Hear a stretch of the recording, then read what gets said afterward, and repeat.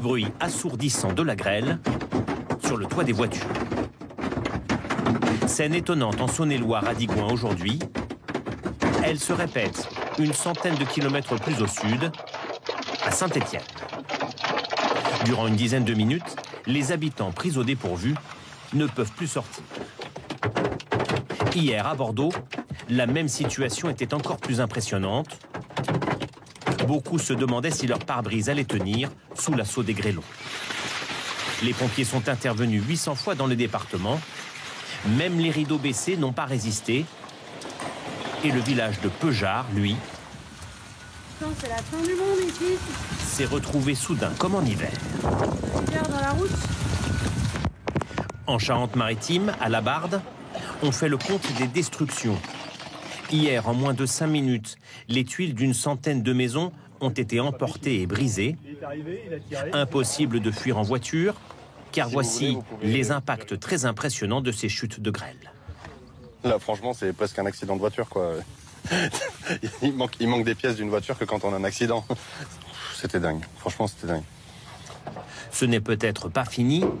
Après une nuit blanche, des familles entières se mobilisent avec les moyens du bord pour isoler leur maison des prochaines intempéries. J'essaie de bâcher mes Velux de façon à ce que ce soir, l'eau ne passe pas dessus. Faut parer au plus pressé parce qu'apparemment, cette nuit, il repleut encore. Plus au sud, à Nousty, dans les Pyrénées-Atlantiques, les toitures n'ont pas tenu. Les pompiers ont dû intervenir près de 500 fois dans le département pour venir en aide aux sinistrés. C'est quelque chose de dur à vivre, surtout qu'on avait tout fait de nos propres mains il y a quelques années, donc on va tout recommencer à zéro. Dans les départements touchés, les grêlons atteignent la taille d'une balle de tennis, un phénomène inhabituel qui a surpris tous les habitants que nous avons rencontrés.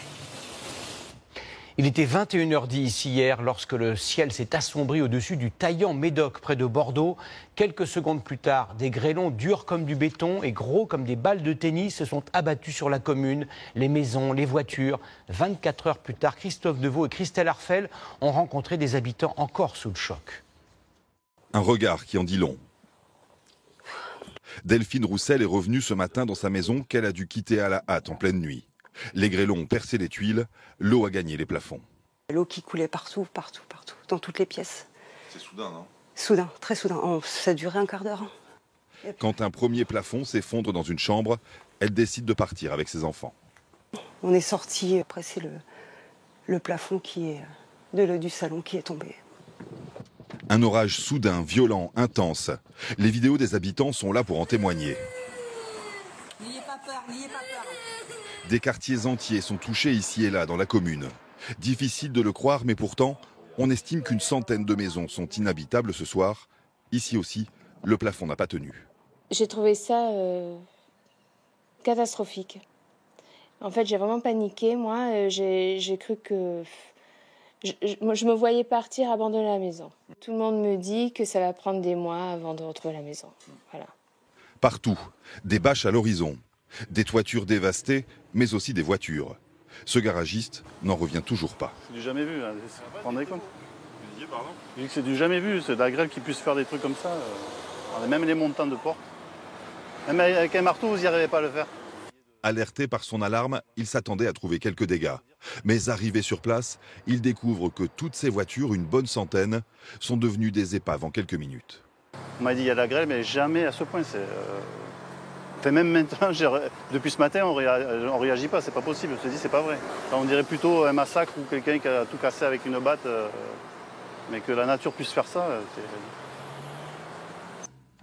Le gymnase municipal restera ouvert une nuit encore. Une vingtaine d'habitants ont déjà prévu d'y passer la nuit, faute de pouvoir dormir chez eux. Entre deux alertes aux orages, le département de la Gironde n'a même pas eu le temps d'effectuer les réparations de fortune qui s'imposent. À Saint-Médard-en-Jalles, près de Pessac, les services municipaux, les charpentiers, les couvreurs, les carrossiers ont entamé une course contre la montre, comme l'ont constaté Yael Chambon et Christophe Brousseau.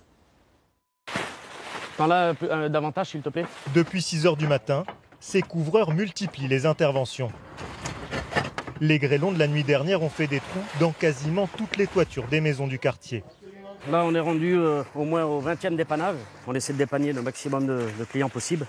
Mais c'est pas évident parce que le téléphone sonne sans cesse. Sur le toit d'à côté, les pompiers sont venus en renfort.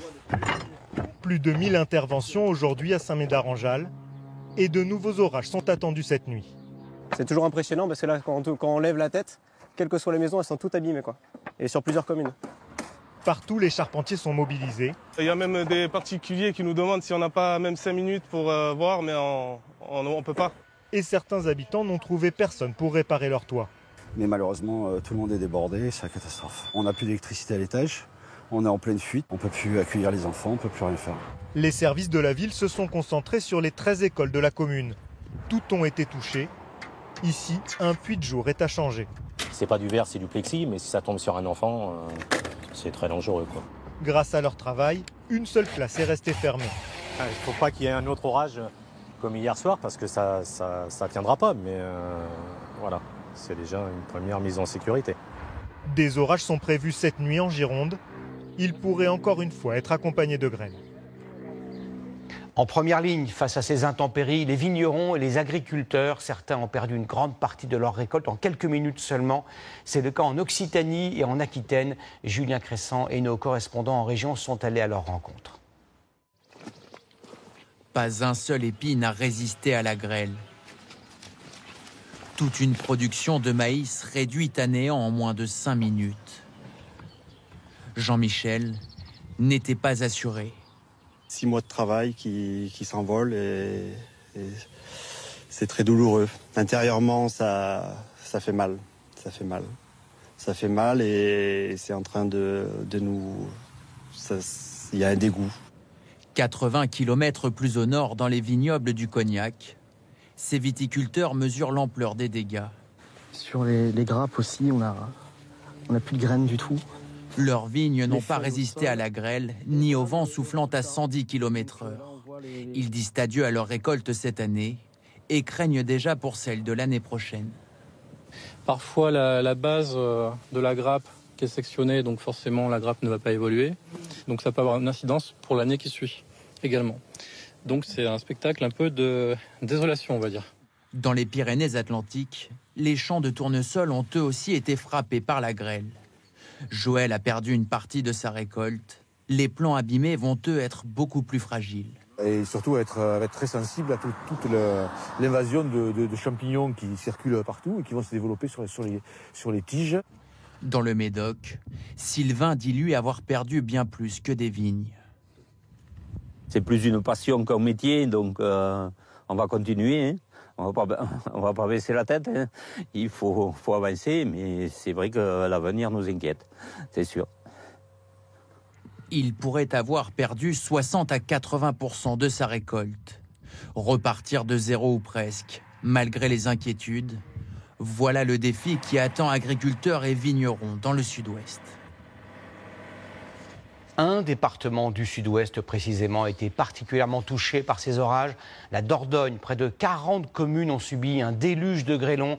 Des toits ont été arrachés, un lycée a été endommagé. À Ribérac, une commune de 4000 habitants, il n'y a plus d'électricité ni d'eau potable. Reportage sur place, Olivier Santiki, Guillaume Frixon et Emmanuel Sarr. Alors voilà, ce qui reste du salon salle-manger-cuisine. D'abord, l'eau s'est infiltrée par les spots et puis la laine de verre détrempée a entraîné la chute du plafond. Car au-dessus, les tuiles elles-mêmes n'ont pas encaissé le choc. On n'a plus de maison, on n'a plus rien. Donc voilà. Tout est à refaire et dans combien de temps, on ne sait pas. Ribérac a connu une nuit avec beaucoup de pluie et surtout une grêle dévastatrice. Un épisode traumatisant et un reliquat encore visible dans la journée. On a cru que c'était un film d'horreur hier soir. Hein. Ah ouais, on a cru qu'il y avait des mitraillettes de partout, c'était énorme. Ah ouais, on en pleurait. Hein. Ouais. C'est dur ? Ouais, un peu, ouais. C'était assez triste, ouais.